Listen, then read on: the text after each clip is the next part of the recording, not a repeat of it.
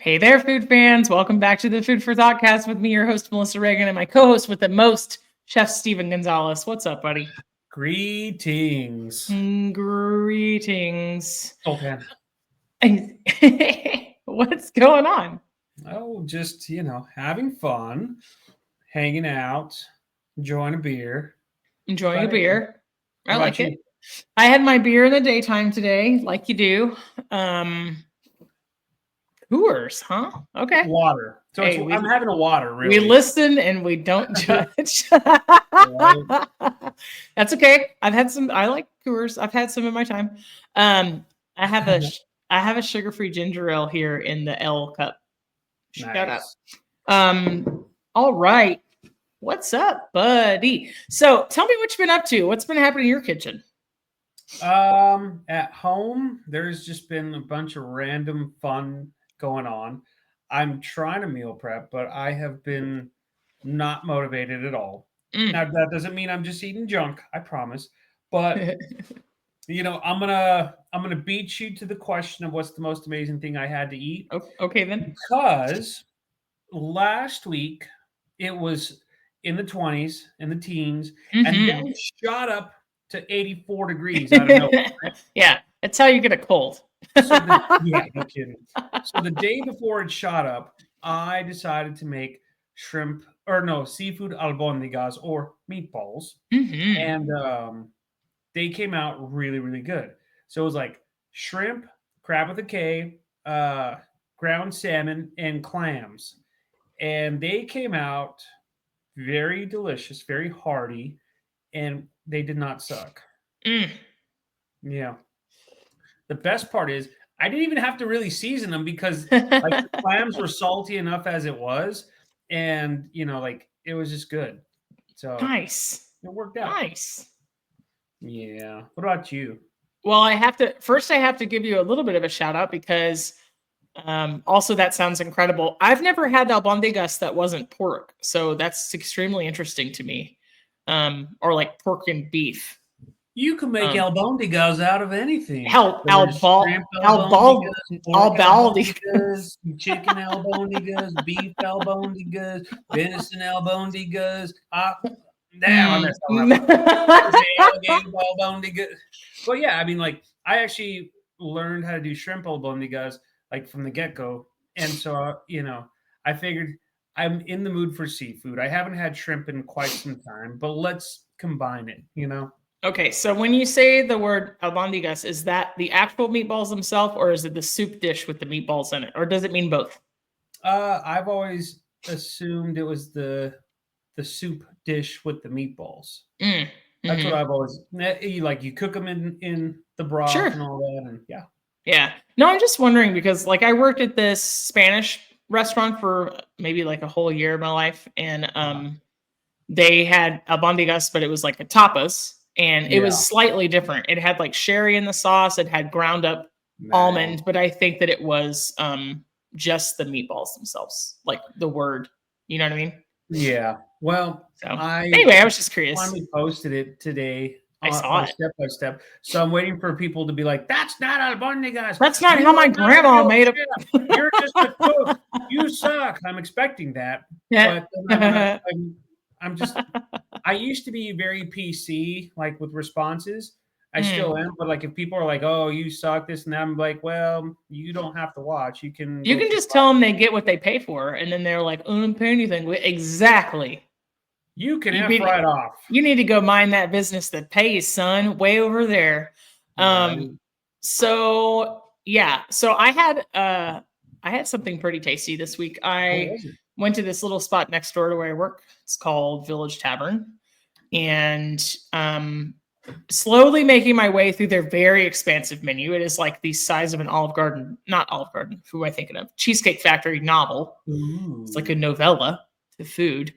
Doing Um, gasps in Spanish over there. I weigh. Yeah, but no, they have a really big menu, but they do most everything from scratch, and I can appreciate it. So what I usually Nice. have is the tuna tartare. It is fantastic. Oh, They're using good. like an A1 tuna, and it has really fresh avocado and cucumber, wonton strips, and just a very simple like ponzu. really tasty. And I always order jalapenos to go on it, or like a side of jalapenos, so I can have like a jalapeno slice on every bite. But it was cold, and I wanted something hot, so I got their house pimento cheeseburger with bacon, because Ooh. pimento cheese, being what it is here in the North Kakalaka, is very, very popular. And so it did not disappoint. It was really tasty. But what I really Yeah. appreciated was the bun was nice and hot, and it was toasted with butter. It was really delicious. Yeah. The fries were really good too. So I was That I sounds was really good. I was not disappointed by this. And then, oh, I have to give you a little bit of a shout out before we get way too off track, because our past guest and hopefully future guest, Jonathan Heil, and friend and listener of the show, he did the sirloin. He did some sirloin steak cubes in the air fryer and was not disappointed. Ooh.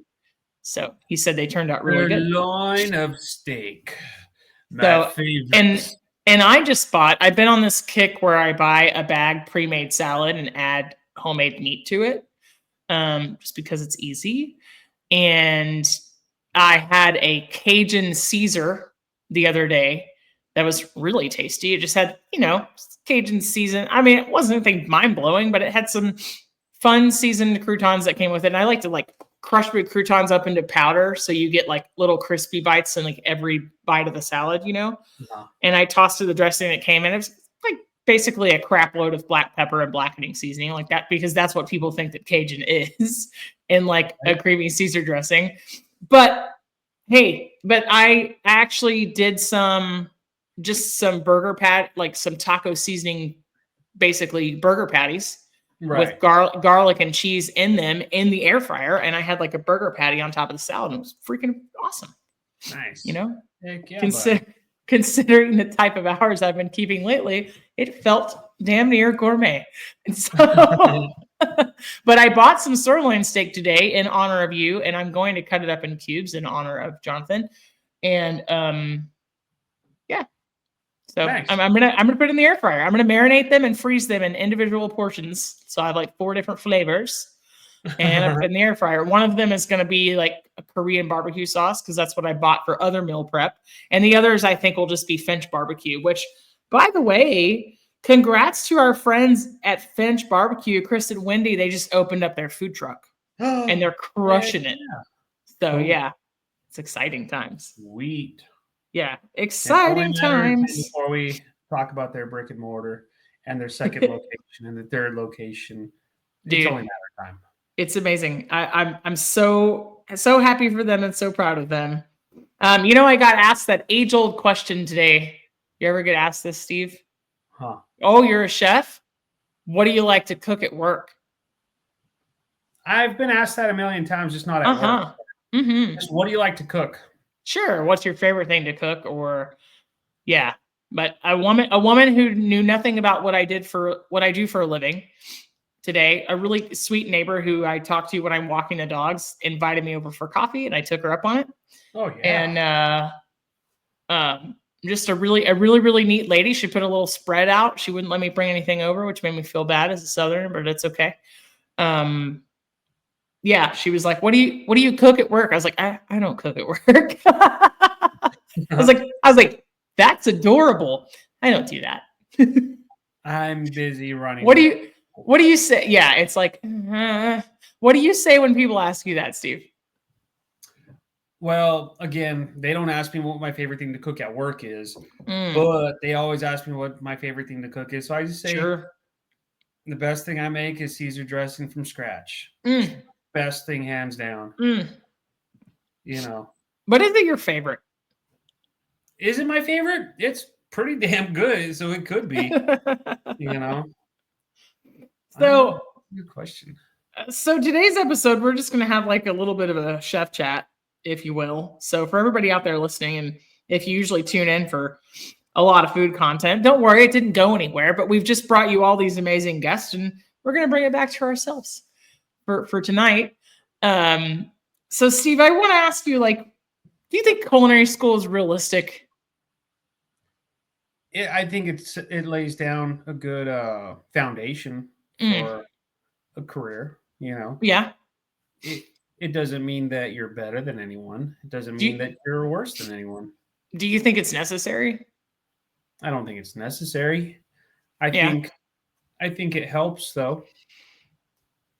Yeah. It really does. What about you? I agree. I think it, and I get asked this question a lot. Somebody will be like, my nephew wants to be a chef. Should he go to school? And I'm like, I don't know. Really just depends on what he wants to do and where he wants to work. And I'm like, I might be one job behind where I am now if I hadn't gone to culinary school. But in my life, that would be a massive, huge deal. I've been with Mhm. my current gig for nearly 4 years, and if I was one job behind that, it wouldn't be where I am today. If any little thing changed, not to get all like butterfly effect and whatever, right? But I tell people that what you put into culinary school is what you get out of it. But my career was not what I thought it would be when I dreamt of going to culinary school. Not for bad reason. They just aren't the same. Yeah. The foundation of knowledge is there, but this kind of idea of coming in to work a teeny tiny little station that's immaculately kept and having all the time in the day to tinker around with a sauce and all the things are pre-prepped for you without the added actual realities of running a staff and supporting a team is just not, those things didn't match up. You know what I mean? Like, Right. I went yep. into it thinking, oh yeah, I'm gonna go be super successful, blah blah blah. And Hmm. I mean, I was on the path to, the right path to be successful, and I got burnt out, and I left the restaurant industry for a good little bit, and I value every moment that I had there. There were some heartaches, there was some good times, and uh, you know, I'm still in line with food, where I'm grocery Hmm. retail now, but I wouldn't trade it for the Well, world. I would say that you're still in the food industry. You know what I mean? It's still all part of the hospitality industry, I think. And Yeah, it's um, honestly, it's very flattering because when I came out to West Texas, doing what I was doing, selling stuff, selling recipes, selling ideas, and things like that at work. Like I got a lot of friends who are in restaurants, and they still try to include me with like food competitions and stuff like that. And yeah. I love that, but at the same time, I'm like, I don't have an establishment to promote. Like, Yeah. so you all go. I will support you. I will go judge. I'll go have fun. Yeah. But Well, I'm I think promoting you out of my own kitchen. I So think nothing, will change the fact that you're a chef though, right? Like you, it's what you are as much as it's what you do or what you did. mhm. But I think it's interesting because people go to school expecting a certain amount of fame out of it.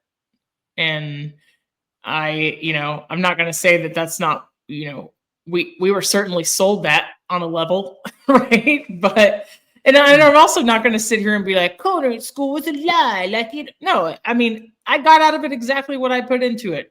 Yep. Probably the same amount of effort I put in high school, which got me the diploma, and that was the important part, right? Yeah, So, exactly. you know I what was I a mean? scared Like kid in high school. I was a scared kid in culinary school, and then I the grew into the world. the important parts of my degree were like learning the accountability, the kind of respect, and really developing the determination to do what I felt like I've needed to do for my career thus far. And the math, I got the math too. It's like, okay, I know how to calculate food cost, right? Yep. So yeah, Fun times. Fun fun times. times. Yeah. So, I don't but know. yeah, Do you miss do you miss culinary school? I know I do. that I Because don't we at all. all we did was screw around and have fun. I don't at all. The kind of the stages of life where I wouldn't say like I don't have a great deal of certainty now, but I have a career and I didn't then. And so I don't miss that in between. The in between spaces of life are some of the most uncomfortable, and I think they're necessary for growth, but I would never plunge myself back into that world, you know? Yeah, most So definitely. I think like the feeling that I have any control over my life now is also a complete illusion, but I had way less control over it then when I was just a wee, college student. 18-year-old punk. Sure. Sure. Absolutely. Yeah. Um You guys, I was so intrigued. Steve sent me this private chat on StreamYard just now, and I was like, ooh, maybe my microphone's not working. That's completely irrelevant. I mean, to what's happening right now. Right. I was like, oh God, let me open this. No. Oh, yeah. Everything Steve sends is relevant. But I, for a moment, was like, oh God, there's sound issues. And he's trying to tell me. I was scrolling there for a second. I was like, don't let me forget. It's a chance to see my friend Melissa. Hey. In person. In the person. Do you think that is Melissa? Do you think that work-life balance is possible as a chef? I think the higher you move up, the more you have to adjust your life to it. Like the more I moved up, my hours are more evenings and nights, and it's fine. Like anytime I had a relationship, like they understood like what I did for a living. And when I had days off, like I didn't really want to do anything, but I would cook for them, and we'd still have fun and all that. But for me, there was no set days off. There was no weekends or not. Yeah. There was hardly any weekends, and so the work-life balance doesn't really ever end, especially the more you move up, because you're still dealing with vendors, you're still dealing with stuff happening at work, and someone asking questions, like, and you have to give those answers. I'm not saying that it's not attainable, but you have to train yourself to be there. You know what I'm saying? Yeah, absolutely. And to anybody who's watching us on YouTube, I'm not yawning because it's boring. I'm yawning because it's the first time I sat down all day, even though I didn't work today. So but I've been like doing all the honeydews, but I'm the honey, and then I do all the things. You're the honey and the dew. And then the honey and the doer. I'm the honey doer. I think that it's really interesting, right? It depends on how much responsibility you have. Now, yesterday I had a day off, and I was able to I turned my phone off for like a full 3 hours and went to disconnect. And when I turned it back on, I had like 57 text messages and like 8 missed calls, and something had definitely gone awry. But instead of being upset about it, I was like, well, this could have happened if I was in the building. This could have happened if it wasn't, if I wasn't just trying to go see a dang movie. By the way, Captain America, the Brave New World sucks. Sorry, you heard it here first. Mackie? Yeah. I love Anthony Mackie. I like him. The movie was awful. It was a waste of my time. I wish I'd gone to see something else. But at any rate, we're not a movie podcast. But yeah. Just do what I do. Just go to a movie and fall asleep. It's a great deal. You get snacks, you have a comfy chair, you're cold, and there's loud noises going on. It's a wonderful feeling. I had garbage nachos with plastic cheese. Yay, Ricos. Yes. The theater was empty. The entire theater was empty, except for the person who sold me the nachos, which was kind of creepy. Like, I don't particularly enjoy seeing a movie alone. I just kept looking over my shoulder, especially with the surround sound. I was like, the rustling of the leaves sounds like a serial killer 5 seats down. I'm not a fan of that. But yeah, it couldn't hold my attention, and I did fall asleep for a little while.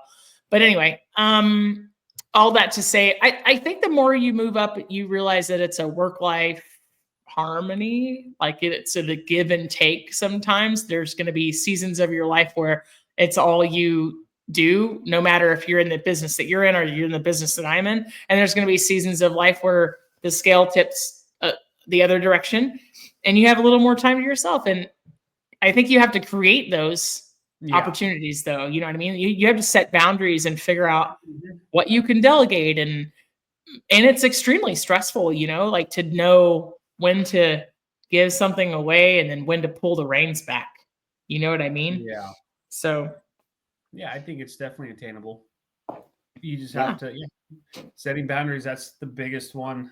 Did you ever think it was going to be like what you saw on TV, like when you were in culinary school? I had no clue what to imagine, think, do when I was, because all I thought about was the present and the now. I never thought about the future. I always thought like, well, right now I need to focus on passing classes, and this is what's going on in my life with my family immediately, and things like that. And of course I was an 18-year-old kid living in Austin by myself, so of course I was thinking like, okay, what friends can buy me alcohol and this and that, or, but at the same time, I was also kind of a slave to my apartment because I was too scared to go do stuff. And when I would go do stuff, like I was like, okay, I'm just going to go home now. I've always been a homebody, to be honest. Like I like to go out and have fun, but I've always been a homebody more than anything else. So I didn't mind that year that I was hanging out in my apartment. I go through phases, but I think on some level I thought it was going to be just like what I had seen up until then, which was like very much the main ingredient with Bobby Flay or like the Iron Chef shows. I just thought it's going to be this, when you put this uniform on, it's like a Superman costume. You're like a superhero, which is not all the way untrue, right? Like, when I walk through a dining room with that on, it is kind of that way. There's a certain amount of like, you feel special. It's when you hit that 14th hour and you're, shoveling debris out of the bottom of a deep fryer because 3 dudes called out, where you're like, this feels slightly less special. And they didn't show this on those cooking shows. You know what I mean? So, so obviously, if everybody out there can't tell, like Steve and I have lived some things. And so Steve, why don't you tell us, like, how do you deal with stress?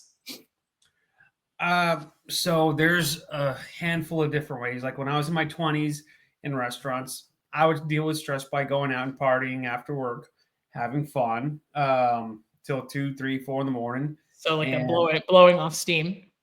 Yeah, exactly. You go to the bars until 2 until they close down. And then afterwards you just go out and get food and, you rinse and repeat, that's what I would do.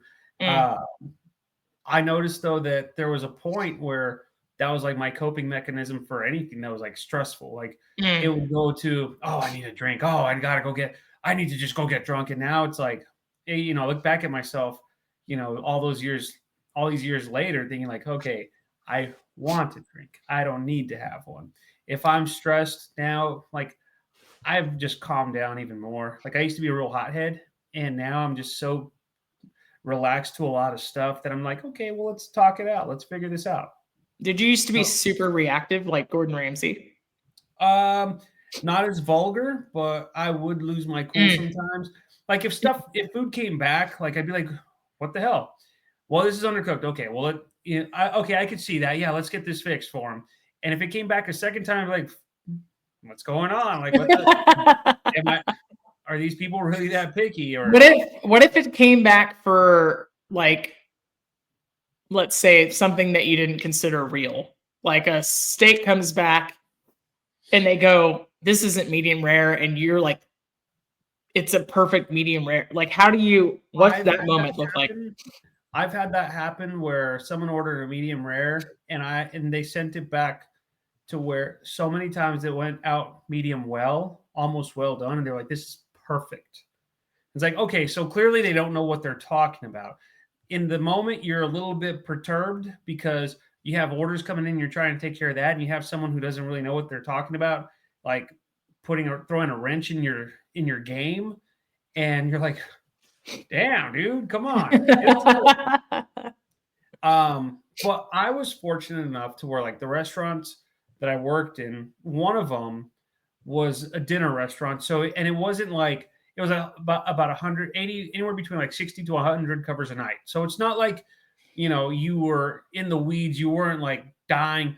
But then I have worked in restaurants where like Mother's Day, you're doing at least 500, by yourself and stuff like that. And like some people are probably listening like, oh, that's nothing. But, if you have it prepped right, life is good. But if you don't, then I mean, it takes so many things have to line up just right. Like I tell people, the stars have to align just right. Every single person has to get there on time. Every single person has to show up to work. You have to have had ordered the product 2 days before accurately with some sort of buffer on it, like at least 20% more than you thought you were going to need, or 25% more, or whatever. And then for that to happen, you have to look at the right numbers, right? And then for that to happen, you have to have gotten enough sleep to interpret that data. It's like every little thing is so interconnected, and all the pieces help move that along. And so, Mhm. and I know on the flip side of that, there's a lot of people listening who go like, oh, I can never cook for 500 people. Well, it's not just you. You got a Yeah, team. it's a team. Yeah. Yeah, it takes a lot of support. Um, Yeah. but knowing how to kind of juggle all those pieces, it can be extremely stressful. Oh yeah. And I used to do the same. I mean, I've gone out plenty over the years. I mean, we're talking about a span of like all the way back to 2004, 2005. Mhm. Um, but after a while, it becomes less satisfying, right? You go like, I don't particularly enjoy working while hungover, so I'm going to stop doing that. You But then know, you're like, but I also want to go out and I'm just gonna not get as drunk. yeah. I mean, and You ever and have for that? some people, I mean, for some people, they never find the in between. Yeah. It's either like it's like a very all or nothing, and there's a lot of that in our businesses. People that are medicating to cope um, with stress. And I think that there, for a really long time, was a huge stigma on getting help for mental health in our industry. It's like you're a Mhm. pansy if you need, if you needed to talk to somebody or if you Just get go outside and smoke a emotional. cigarette like a Yeah, man. That's go that's outside my whole and mentality. Go yeah, outside, smoke, and come back and get back to yeah, it. absolutely. Or go on the walk in and punch something like a bag of French fries or something. Um, Mhm. I used to go take the ripest avocado I could find and I would smash it up against the wall. And then like I was trying to strike out a batter. I did a sports, like I would rear back and I would take a few deep breaths and say a few choice words. And I would come out of the walk in and I go, I don't know who was just in here, but you need to come clean this shit up. Like, Yeah.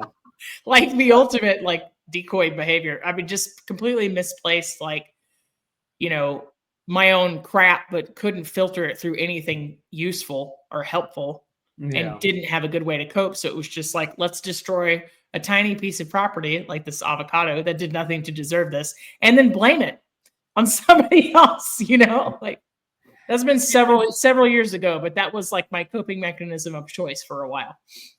But I mean, like, and every now and then you get like that high off of or that adrenaline from feeding a ton of people. You were prepped, you were good, Absolutely. and stuff like that. But like, It's like a runner's high, like from a marathon. yeah, I mean, like I can remember a Mother's Day where I did like 500 people. Mhm. I had a handful of people, but it was like a crew of three that just banging out omelets, breakfast, Mhm. pancakes, all sorts of stuff. And I think towards the end, I was finally starting to run out of fumes, and the executive sous chef at the time came and just helped me dropping potatoes and nothing Yeah. crazy. Whereas I was taking names and kicking ass. I sometimes wonder like what would have happened had you not been so prepped, had you not like done all this work, Mhm. and I wouldn't even want to think about it. Pass. Well, it's almost like you can't even put yourself in that position, right? Like it is not our business is so forward facing and so every little moment, it's very much like you have to stay in the moment. Retrospect's not even worth it. If you can't Hmm. learn the lessons in the moment, there's no sense in the reflection. It's like it's on to the next, on to the next, on to the next. By the time you figure out what was wrong with breakfast, it's already time for lunch, right?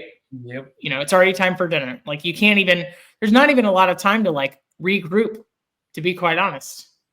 If anybody out there watches The Bear, I don't work in that high stakes of an environment, but also realize like the show is like very dramatized, but it's not that far off in terms of like those types of restaurants with those high of standards are going to have stressful experiences like that. Now, every person on that show needs like therapy and a hug, but they need Right. some sort of healthier coping mechanisms, and that's part of what the show is about. Spoilers if you've never watched it, but because you get to see every character's development, but it's interesting because all those little moments that the writers put in there that are nods to what happens in real life, like grabbing 3 bites of food that's been dead for 2 hours sitting in a window and shoving the rest of it into a to-go box only to eat it on your way home in the car, or like eating a couple of bites standing up over a trash can, or going the entire day and eating nothing, or going the entire day and being like, I didn't pee today.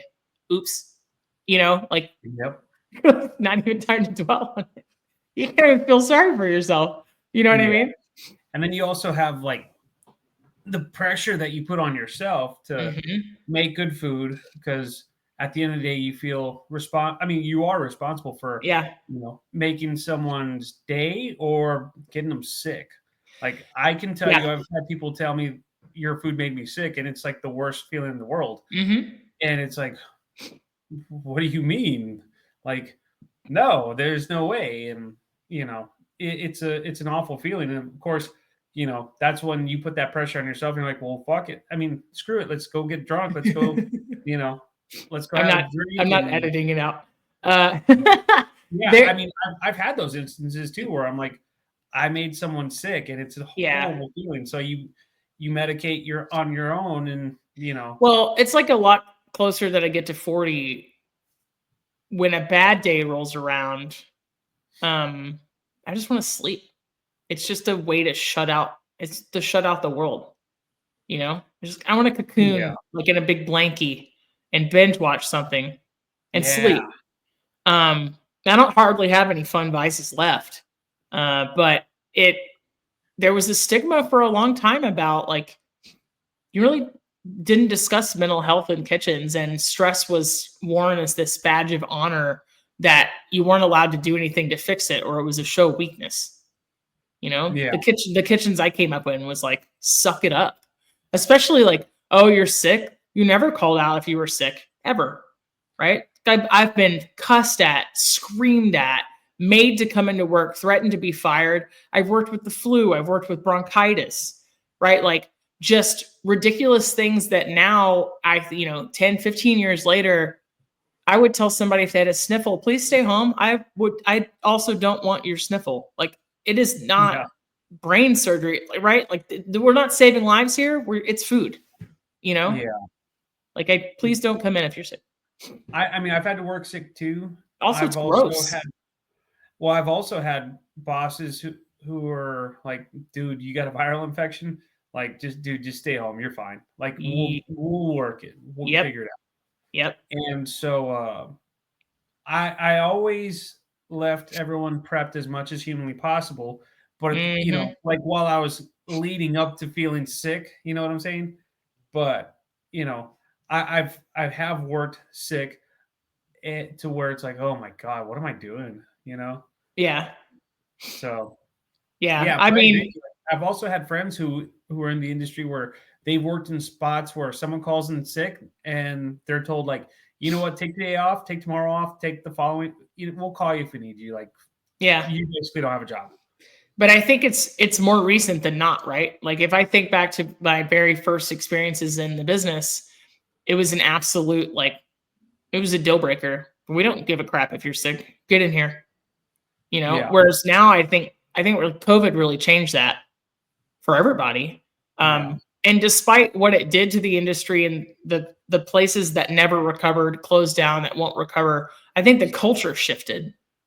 You know, yeah, um, for the better in some ways, right? Like I can tell you that it wasn't just that the outright discouragement, sexual harassment, teasing, bullying that I've experienced over the course of a long time has virtually become to zero in the last 10 years. yeah. It I mean, just and is I've seen not that too. acceptable anymore. I've seen that too, where like people, like guys are talking, and then other people will speak up and be like, "That you can't Mhm. talk like that." And then you've had other people who are like, "Man, shut up! Like, get the hell out of here." And it's changed a lot. Like the industry's changed a lot. You still have some of like the kitchens that are old school and Yep. you know hardcore like that, but everyone operates so differently that But it's I think that you find those places that are like hardcore and old school, like you say, they don't keep people as long. They burn I through them. I know a couple places who have gone through a few people, and Mhm. and it's just one of those things where they talk a big game, and then when it comes down to it, like if someone's sick, it's bro, stay home, get Yeah. better. Or if they have something happen, it's like, hey, Mhm. you take care of your family, you will be here, you go do your thing. But I can remember like there was one time I was at a funeral and my phone was just blowing up with all these questions. And it's like, hey, I'm trying to mourn the loss of a family member. Yeah, And that's like awful. you need to leave me alone. That's a line that you don't cross, honestly. I mean, I think there are just some things that are like they're just sacrosanct that you don't mess with. But I think it used to be a lot worse in this business and it's gotten a lot better. Yeah. And I don't And know, I don't know exactly what it was that kind of caused those changes. Like, I don't know if it was the few famous chefs who got found out for harassment and it became like really into the mainstream news. Kind of all the dirty laundry got aired, or I don't know if it was necessarily like all the phases of COVID. I'm not sure exactly what was, the kind of the catalyst for the change, but I think it's changed a lot for the better. And places are starting to realize that you have to change the way that you treat people. well, yeah, I mean, you take care of people and they'll take care of you. Mhm. And I would like to think that a lot of establishments have really gotten their people to not necessarily clean up their act because people are going to do what they're going to do, but Yeah. you People know, are also jerks. You food can't fix them just food sometimes. just tastes better when you're happy and you're healthy. It really does. It Yeah, really does. Well, and I think it has a lot to do with, I mean, I don't think it's as woo-woo as like the energy transference, but it's just the general vibe of the people that are making your food. You know what I mean? Like that stuff's is, you know, it's contagious you could, in yeah, in because a good in a good way. I mean, you I've know? been to burger joints where you can tell like they're getting the food out to get the food out. It's good. But then you go to other burger joints and they're legitimately happy people who are Yeah. happy to work with their coworkers, and the food is just out of this world. Like every bite's just divine, There you know? there is like absolutely nothing worse than going out to eat and interacting with a server, a manager, or a bartender who you can tell doesn't want to be there. It Yeah. ruins the entire experience. So just something as little as like, I want to be here, or I don't mind being here, even, or, when the cooks are happy, the dishwashers are happy, and the prep cooks are happy, and the essays are happy, and the servers are happy. It all goes to the guest. It all goes to the customer. So it doesn't mean everybody's not going to be happy all the time, Yeah. which is I like the other side of that. So yeah, true. yeah. And I know I've told people like, hey, you need to go get some help, like you need to clean it up. Hmm. And I've seen people go through their own struggles, their own things, and their own Yeah. self medications and stuff like that. And it's just, it doesn't, it's not conducive, but, eventually they go get help or whatever the case is. Yeah. And, it turns to like, hey, I'm glad you're doing good now. Like, I'm glad you're in a better spot. I'm happy for you. And, and then like not only do you see them and they're happier person, but like you taste their food and it just tastes 10 times Yeah. better. It's just the And care that it's the yeah, care that somebody will give to their job, the amount of devotion or attention or the time that's necessary to do the thing correctly changes drastically when you've taken care of the whole person, right? yeah, And the other side of that is like it does nobody any good if you fake a smile either. Like it's a balance. A lot of people come into our jobs in the areas that you and I work uh, is also escapism, right? yeah, So terrible crap could be happening on the outside or in their home life or anything else, and we're like the one place where they get to be safe. happy, but they Yeah, still have to acknowledge that something's broken or something's wrong. Um, and our yeah, industry has plenty of places to hide and plenty of things to medicate with, should you so want. But also has like I think a lot of people that care and want people to be okay because they want to work with people that are okay. You know, yeah. nobody likes being triggered all day long and being surrounded by triggered people. Like I think we deserve better. You know what I Yeah. mean? I will So say though, the only and it's not a positive, it's not and it's definitely not a negative, but like I notice when things happen traumatically for me in my life, I have to just drown myself in work.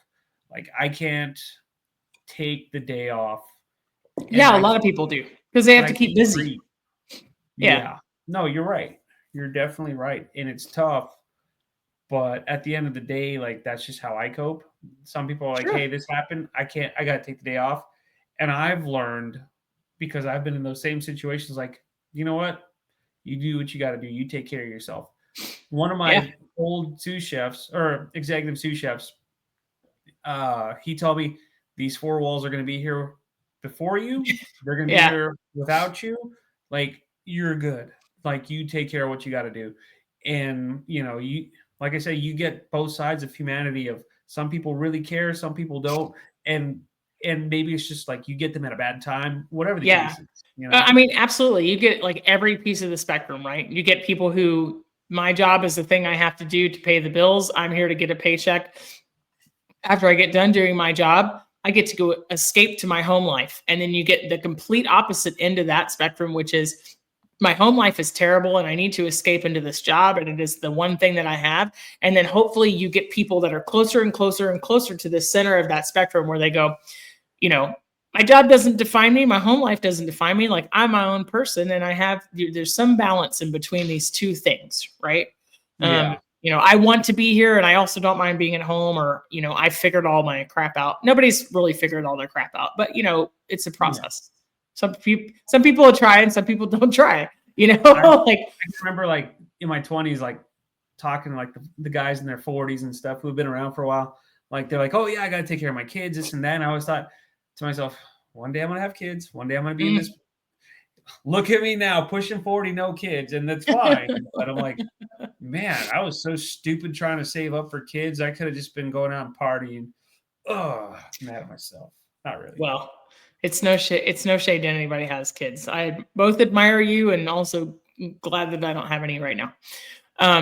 But I don't know how people do it in our business. I mean, you've got to have two parents that both work, or I don't know. It's wild times out there, y'all. Like it's crazy. I can't imagine. And um, but this is a really really hard business. But I've been really blessed to come across people who've helped me when I needed it, or I've been able to help them when they needed it, and Yeah. whether it's just a word of encouragement or, I even, we don't talk about it a lot on the show, but like I'm a believer and finding those in the industry is few and far between, but it's really also cool when you have somebody you can pray with at work or to know somebody's praying for you um, at work and, or you can just have like a deeper discussion besides like weather and I don't know, sports if you're into that kind of thing. You know what I Yeah. mean? So I think it's if kind you of have nice. someone who's your rock like that, who's willing to pray Hmm. with you or for you, or just someone Yeah. who's going to be like, "Hey, man, are you all right?" Like, I think that speaks volumes as well, to I your own think, mental health yeah, because just checking in with somebody and saying yeah, hi, it does like it does more good than you might ever know, you know, making somebody yeah, feel like you matter. You matter. most definitely. You matter, Steven. Oh, thank you. I know I've had days where like I Say was it where back. that were you matter, Melissa. Okay, You are thanks. numero uno. Anyway. Somebody on No, the freeway told me that today too. Sorry, but go ahead. no, I feel less special now. Hey. Like, I mean, I've had days where like I've had very rough time at work and I just want nothing could be right. You put out some food to someone and like they're like, "Oh my god, this made my day. Thank Hmm. you so much." And it just makes everything melt away, you Yeah. know. Yeah. And that in itself is therapeutic as well. Yeah. And there's all sorts of ways to cope with the stress, seeing a professional, having lucking out and having someone thank you for their meal, Hmm. all sorts of stuff, Yeah. man. It's just good. Looking for those tiny happy moments. I know I shared a text message with Steven yesterday that I got from a former employee and apparently I influenced for them for the better and I never knew. I never knew why they quit and I never knew that my leadership made a difference, but it was great and it really made my day. And then, sometimes you get the odd table that doesn't like the food and you try to make it right for them and no matter what, it's a battle that you can't win. And then you just go like, okay, well, I'm going to do better tomorrow. But those things used to hit me to my core. Like I'd cry myself all the way to my house. Like I'd have a good car cry and I can't believe they didn't like my food or what. And you just start to see the bigger picture at some point and go like, okay, like these Yeah. mistakes don't define me, like career defining for everybody once you kind of figure out how to not let it consume you. And some people never figure it out, Yeah, that's true. which is really sad. And somebody like Anthony Bourdain, like he struggled with what he struggled with, and he ended up Did what he did. dying Yeah. of suicide. And my heart goes out to people, and I just know that there's, if any of you out there, whether you're in this business or not, if you're struggling with any of it, there's hotlines, resources, and tools, and people to talk to, right? Like it doesn't have Yeah. to, it doesn't have to go that direction. And having those feelings isn't wrong, right? Doesn't make you a bad person. Like all of No. us need support in one way or the other. Our industry is like kind of notorious though for really just kind of eating people alive. Yeah. So I'm excited to see like where our business goes in the next 10 years and how we get better at like supporting one another. And I also think a good part of it is just having a good leader, having a good Just somebody who platform, cares good enough to check system. in. Yeah, a good foundation, someone who's going to keep it together. Like you were just saying a moment ago, you had someone that you made a positive influence in their life without even realizing it. Yep. You're just being you, but you're also using all your experiences to positively influence someone else, whether Yeah. you realize it or not. And at the very least, it's just an awareness of like, I don't want to be that guy that I used to be. I was a douche. Like, like And I do the same thing where I treat people the way I want to be treated. I try to take care of people that that if they're having a bad experience, whether they're at my work, at my former restaurants, if they're talking trash to me on my social media platforms, it's like, you know what, that's cool. I'm gonna try to take care of you, and if you're gonna be a d-bag about it, that's on you, man. I'm gonna continue yeah. to be happy regardless. Yeah. Most of the time I like to say it's a them problem, Yeah, but if you can help So take care of them, it pays dividends in the end. Where you take care of absolutely. someone, they're going to take care of you. And Absolutely. like I said, that's what I do. Like I've used a lot of my life experiences to really turn everything around, and done. I think I've done fairly well so far, and it gives me a sense of pride whenever I can turn someone's bad experience into a positive one, whether it's the same night or they come back to see me. You know what I'm saying? Yeah. So Yeah. And it's not just about making money. I think it goes way further than, it's just changing lives one plate at a time, as hokey as it sounds, right? I think that yeah. we got the power to do that. But well, you're making me feel feelings, and I don't like that. So what are you cooking this week, Steven? This week I have work, but I will probably make some more content, have some fun. Hey. By the way, I've been brining brisket for a couple weeks now. Okay. So come St. Patty's Day, we'll have some corned beef. Hey. See how that turns out. I've never done corned beef before. Love it. Yeah, believe it or not. And then I'm restoring an old gun that I got from my father, who belonged to my grandfather. Fun So times. I've found that not woodwork, but just like restoring stuff is cool. It's fun. Mm. It's therapeutic. Yeah. Making old things new again. It's always fun. Making them nice. Making them Because nice. this gun will never be used. I'll be real. This gun will never be used again, probably. But it'll be cool. It'll just sit there on the wall looking good. Nice. What about you? I like a decorative thing. Let's see. So I bought some sirloin steaks today, so I'm gonna cube those up, marinate them. They're gonna be future salad toppings or taco fillings. And let's see, what do I have going on this week? I've been doing some turkey and pimento cheese sandwiches, but I think I'm gonna griddle them.